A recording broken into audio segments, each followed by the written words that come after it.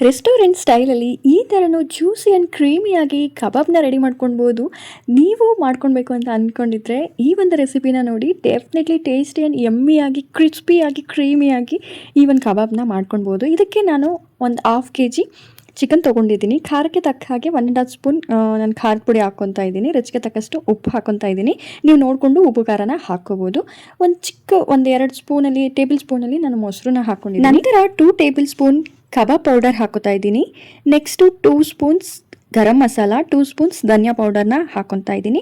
ಇದರಲ್ಲಿ ನಾನು green ಪೇಸ್ಟ್ನ use ಮಾಡಿದ್ದೀನಿ. ಅದರಲ್ಲಿ ಏನಿಲ್ಲ, ಹಸಿಮೆಣಸಿನ್ಕಾಯಿ, ಕೊತ್ತಂಬರಿ, ಪುದೀನಾನ ಗ್ರೈಂಡ್ ಮಾಡಿಕೊಂಡು ಅದನ್ನು 2 ಸ್ಪೂನ್ ಹಾಕ್ಕೊತಾ ಇದ್ದೀನಿ.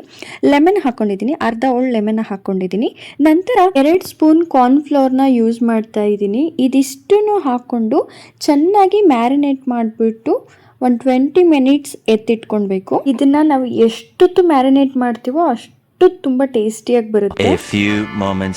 ಒಂದು 20 ರಿಂದ 30 ನಿಮಿಷ ಇದನ್ನು ನಾನು ಕೋಟಿಂಗ್ ಮಾಡಿ ಎತ್ತಿಟ್ಕೊಂಡಿದ್ದೆ.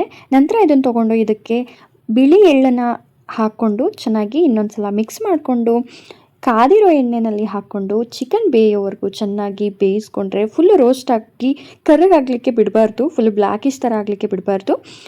ಒಂದು ರೆಡ್ಡಿಶ್ ಆಗೋವರೆಗೂ ಚೆನ್ನಾಗಿ ಬೇಯಿಸ್ಕೊಂಡ್ರೆ ಕ್ರಿಸ್ಪಿ ಆ್ಯಂಡ್ ಕ್ರೀಮಿ ಆಗಿರೋ ಚಿಕನ್ ಕಬಾಬ್ ರೆಡಿ ಆಗುತ್ತೆ. ನಮ್ಮನೇಲಿ ಎಲ್ಲರೂ ಸಾಂಬಾರ್ಗಿಂತ ಈ ಥರ ಕಬಾಬ್ ಮಾಡಿಕೊಟ್ರೆ ಜಾಸ್ತಿ ಇಷ್ಟಪಟ್ಬಿಟ್ಟು ತಿಂತಾರೆ. ಹಾರ್ಟ್ ಫೇವ್ರೇಟ್ ಅಂತಲೇ ಹೇಳ್ಬೋದು. ನೀವು ಟ್ರೈ ಮಾಡಿ, ಟೇಸ್ಟ್ ಮಾಡಿ.